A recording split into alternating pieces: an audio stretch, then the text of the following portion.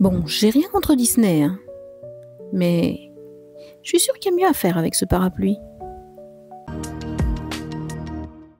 3,69 € chez Action.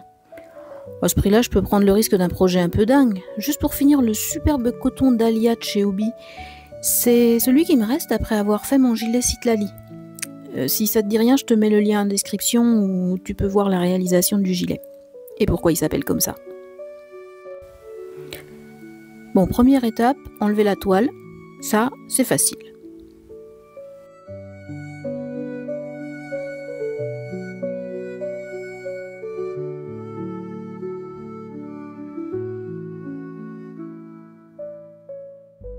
Et voilà, une belle structure toute propre qui n'attend plus que de voir opérer la magie de mon crochet. À partir de là, j'y vais un peu à l'impro, je t'avoue.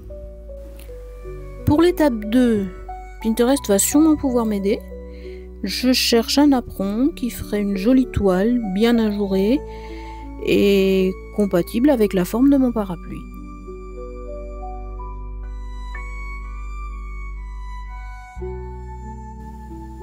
En voilà un qui me plaît bien. Alors je m'y mets, devant un bon streaming évidemment. Shout out to Co-Carnage, qui n'attend pas sur moi pour avoir des viewers, mais ça me fait plaisir. À propos du choix de mon modèle, c'est pas totalement un hasard. C'est important que le nombre de motifs du napperon soit égal ou multiple du nombre de baleines du parapluie. Là j'ai 8 baleines, donc je pars sur un modèle à 16 motifs.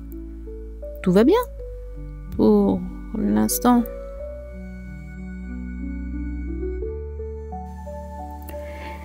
Toutes ces couleurs en dégradé, c'est trop beau.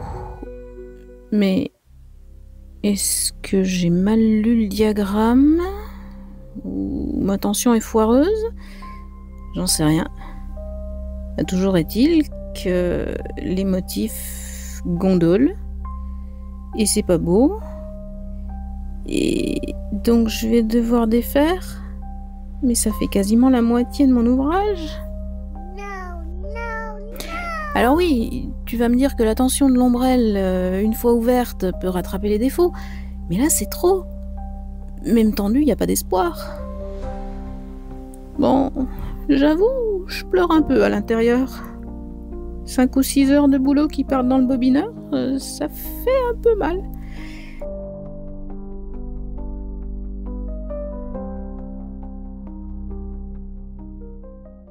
Allez, on se remotive et on y retourne. Au passage, sur un parapluie, c'est la tension de la toile qui le maintient ouvert. Donc, déjà c'est important qu'elle soit bien tendue. Et la première astuce, c'est qu'il faut que le diamètre du napperon de la toile que tu crochettes soit un peu plus court que les baleines.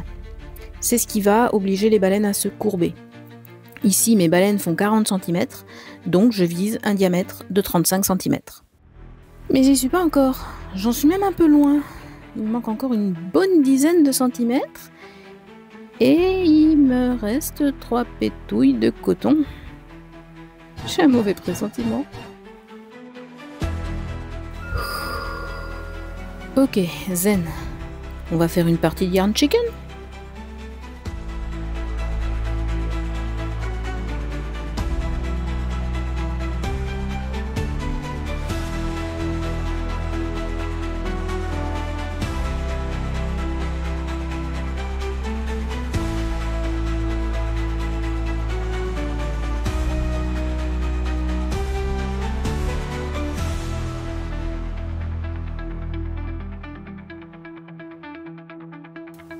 Plus que 6 cm. Allez, j'y suis presque.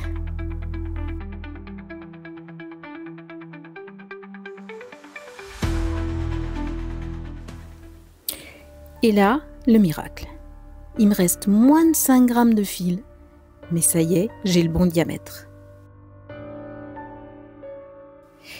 Et c'est là qu'intervient la deuxième astuce pour une tension parfaite. Les 2-3 derniers rangs sont un peu plus serrés que le reste. Tu vois le bord qui se relève là sur le napperon? Ça va tendre la toile et forcer les baleines à prendre une belle courbe. Bon, ben c'est le moment de faire un essai de montage.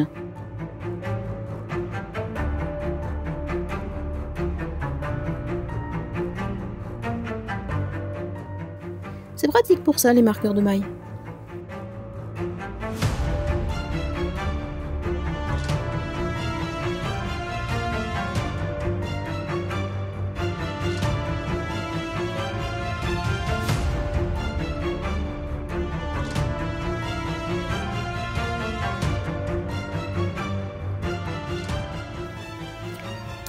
À ce stade, je te dis franchement, jusqu'au dernier moment, je suis pas sûre du résultat.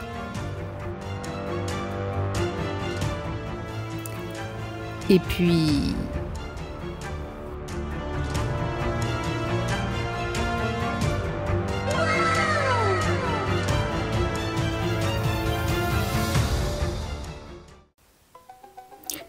reste plus qu'à faire le montage définitif. Pour ça, je double mon coton avec du fil de pêche, histoire d'avoir un truc bien solide. Alors, c'est pas la partie la plus marrante, hein, clairement. C'est plein de petits nœuds et plein de petits bouts de fil à cacher.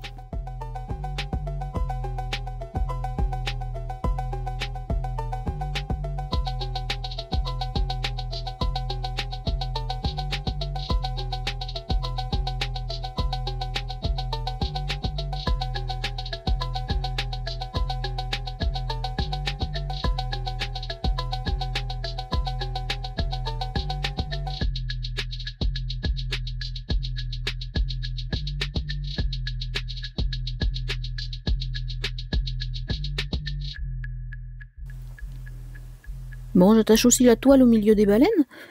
C'était fait comme ça sur le parapluie d'origine, il devait bien y avoir une raison. Et enfin...